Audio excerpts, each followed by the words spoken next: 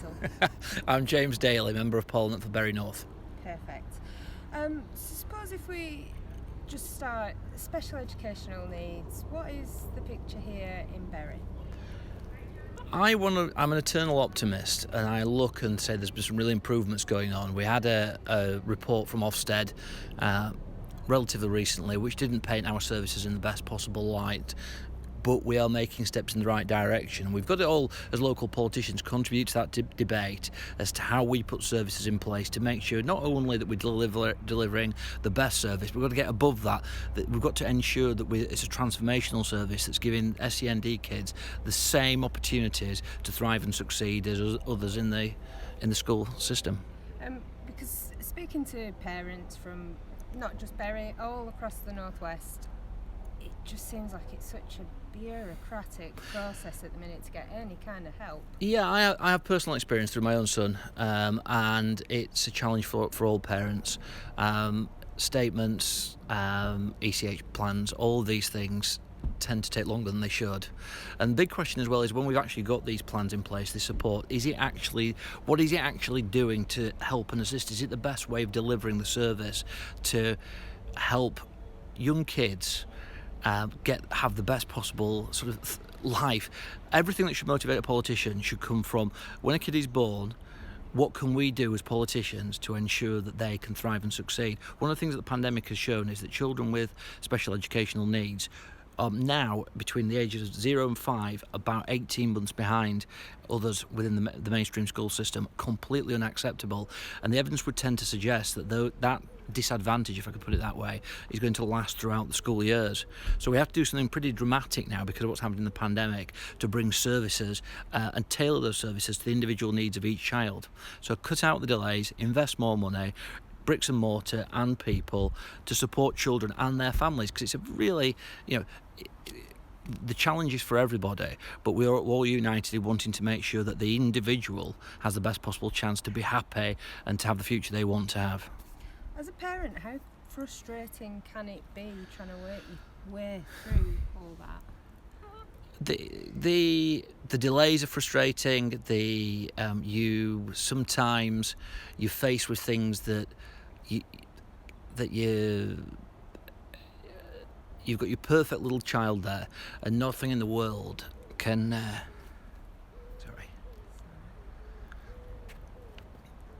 Sometimes you just need answers, and the quicker you get answers in respect of, or answers or help or support, if things aren't developing perhaps as they should do, then the quicker that support comes in, the quicker that help. And when I say, I always feel like when I'm saying, SEND, that it's like it should never be something that sort of is like, how can I put it? The fact you've got SEND doesn't mean you're any different to anybody else, because we all need our own individual help, in every possible way. SEND is just another issue within the school system and within society, whereby with the help that society can hopefully give to you, you can help, you can thrive and succeed. So when you're a parent, sometimes when you haven't previously experienced, say, behaviour that's on the autistic spectrum or things such as that, it's a new world, it's challenging, it's all of these things. You need help at the earliest opportunity, advice and support and reassurance from professionals. The delays are obvious, and I think you've talked about that. We need to invest money in this. Levelling up is the word that's used in Parliament all the time. Levelling up isn't just about roads or, it's about jobs, it's about lots of things. Levelling up is making sure that SEND kids are, I'm sorry for repeating myself, but how do we make sure that their life chances are levelled up? And it can only be done by investment in both people and, I believe, in buildings. I mean, my idea about special educational needs hub is that it's like a lifelong building, so that it's there for individuals and for families. Obviously they're going to have support within the school system, but sometimes if they can just go to a safe place, and know that they've got a friend, a support worker, or whoever it may be, to turn to, if they've got somebody who can, with specialist careers. I mean, one of the things about kids with SEND, we want to make sure they have the best opportunities for career development and things like that. So you have people dealing with careers, you have people dealing with who have got understanding of different SEND issues, of accommodation, of all of these things. If you have it in one building, big cafe, big happy environment. It's not stigmatizing or it's not sort of, how can I put it? It's not.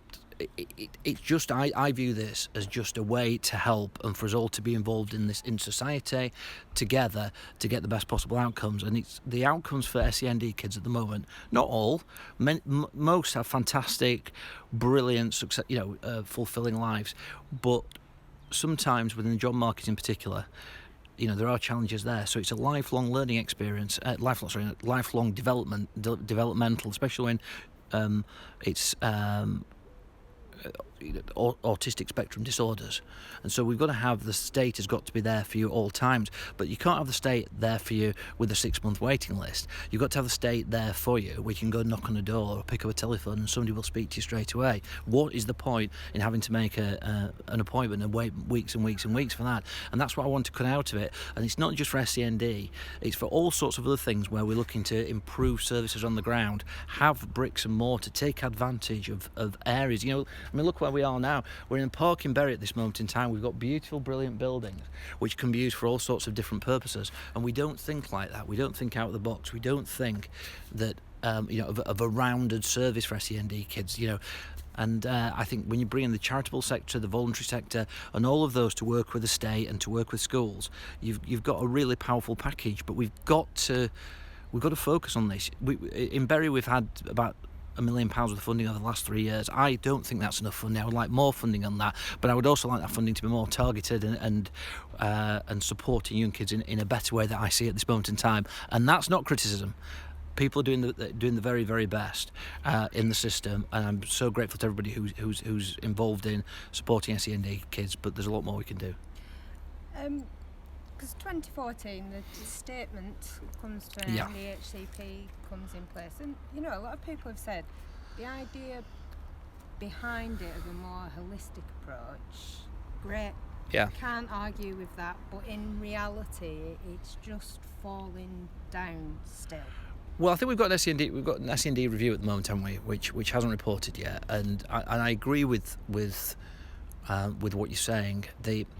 The holistic approach is exactly what we need, but we need facilities that are very evidently there.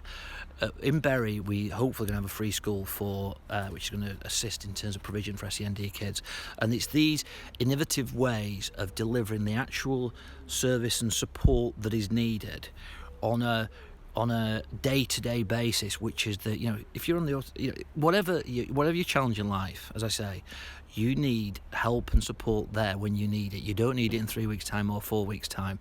The challenges, and I think we shouldn't overestimate the support that our teachers need, and our teachers do a brilliant job, absolutely brilliant.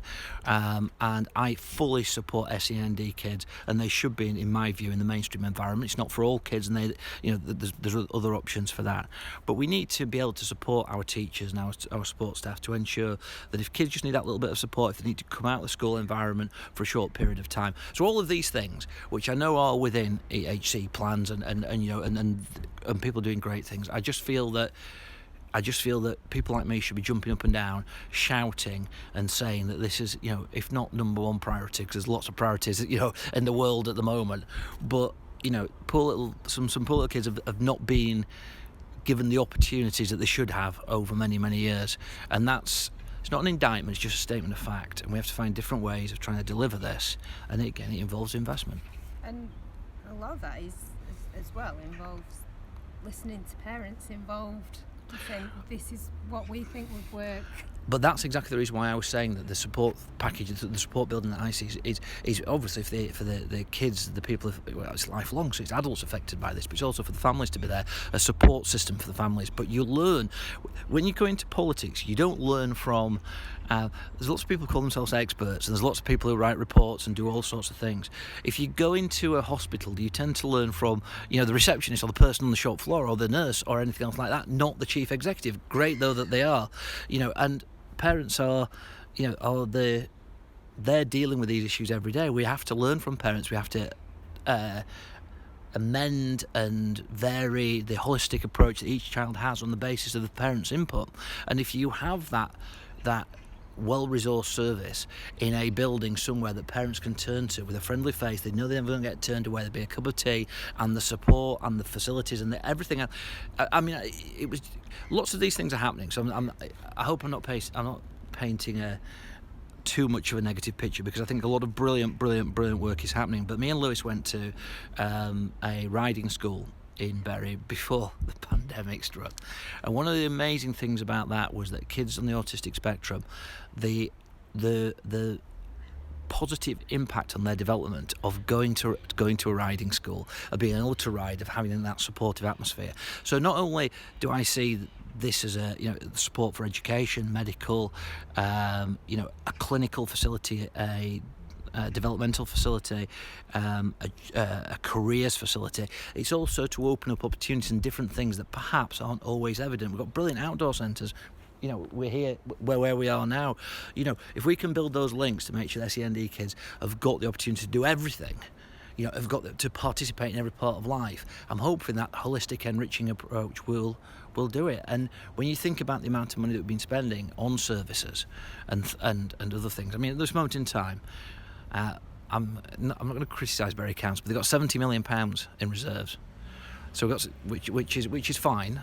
But when we think about what we need to invest in, we need to invest in people, we need to invest in the most vulnerable, we need to support the most disadvantaged. Money's going in nationally, but local councils, I think, need to step forward as well.